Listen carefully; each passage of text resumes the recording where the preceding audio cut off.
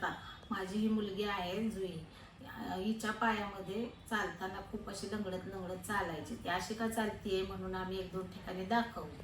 तर आम्हाला डॉक्टर राजीव निरवणे सरांचा रेफरन्स मिळाला. मग आम्ही आलो, सरांकडे आलो, भेट घेतली सरांचे, OPDला सरांच्या क्लिनिकला दाखवून बघितलं. सर काय म्हणतात काय नाही मग सरांनी सांगितलं तपासणी करून, एक्सरे करून की तिच्या पायामध्ये बेंड आहे, एकाच बाजूची तिची हाडाची वाढ होईल, एका बाजूची होणारच नाहीये. तर याच्यासाठी तुम्हाला सर्जरी करणं गरजेचंच आहे. तर मग मी थोडीशी घाबरली की सर्जरी केल्यानंतर म्हणजे काही लोकांचं असं ऐकण्यात असतं की काय होईल का नाही, का फेल जायला, असं म्हणून थोडंसं द्विधा मनस्थितीत होतेच मी. पण मग नंतर असा विचार केला की नाही, सरांवर विश्वास ठेवायचाच, की सर हे मला माझ्या देवासारखेच आहेत, त्यांच्यावर विश्वास ठेवून मी करायचं ठरवलंच. आणि मग सर्जरी ही केल्यानंतर आता फक्त 1 ते 1.25 महिन्यात झालेला आहे. पण माझी मुलगी पहिली अशी होती का नाही हेच मला माहित नाही, अशी इतकी चांगली आता आहे की ती स्वतःच खूप चांगली चालते आणि इतक्या पटकन रिकवर झाली. आता असं वाटतही नाही की तिची सर्जरी झालेली आहे, असं वाटते की ती पहिली जशी होती नॉर्मल तशीच आहे. तुला तेव्हा काय त्रास व्हायचा ग? माझ्या गुडघ्यात दुखायचं आणि मी थोडी नम्रत चालत होते. माझ्या पायाला पण कफ पाय झाला, पण सर्जरीच्या नंतर माझा पाय पूर्ण स्ट्रेट झाला. आता तुला पाय सरळ आरशात उभं राहिल्यावर काय वाटतं? दोन्ही सेम वाटतात ना? म्हणजे सर्जरीला घाबरायचं नाही ना?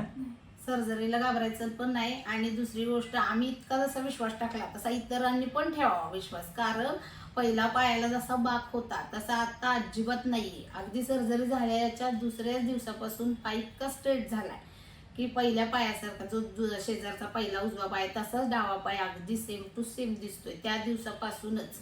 आणि आता तर पूर्णच चांगला झालेला आहे.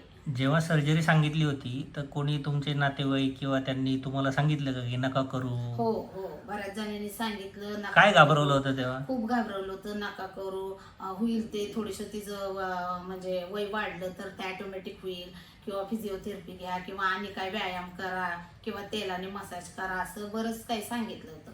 पण सरांनी सांगितलं होतं की हे बघा, तुम्ही शेवटी मी जे सांगितलंय त्याच्यावर तुमचा विश्वास असो नसो बघा, तुम्ही ठरवा.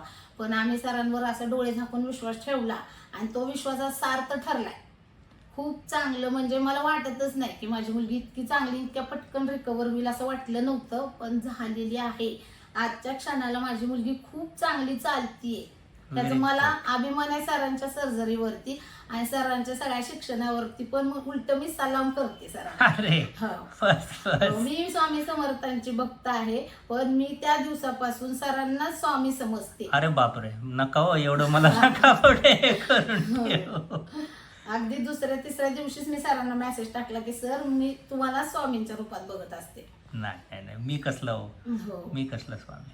नाही, माझ्या नजरेत तर तुम्ही स्वामी ठरलाय. कारण मी खूप म्हणजे अगदी मिडल क्लास घरातले आहे, अगदी रोजच्या रोजमदारीवरची असून सुद्धा म्हणजे मला वाटलंच नव्हतं की असं काय होईल, पण खूप चांगलं झालंय. Very good. चला, all the best Jui. Bye bye bye.